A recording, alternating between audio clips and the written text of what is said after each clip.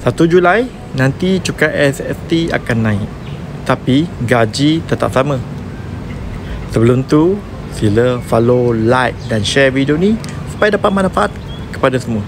Dan tonton video ni sampai habis. Mungkin video ni dapat mengubah hidup anda. Mungkin nampak kecil, tapi cuba fikirkan, harga barang, minum, makan, barangan harian semua akan naik perlahan-lahan. Yang terasa bila kita ni gaji yang tetap dan kos hidup makin meningkat. Bila kereta rosak, makan luar sikit, hujung bulan akaun terus kosong. Realitinya, kalau harap gaji saja, sampai bila pun kita tak lepas. Sebab itu, banyak sahabat Dennis pilih untuk mula bisnes sampingan. Tak perlu tinggal kerja, cuma luangkan masa part time. Dan sekarang Alhamdulillah, income dapat bantu tampung banyak barang.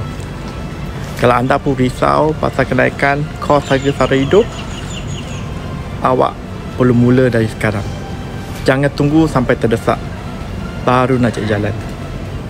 Cepat pergi link bio Dennis, let join Dennis atau get offer, masukkan maklumat anda. Dennis akan hubungi anda dengan segera. Let join Dennis.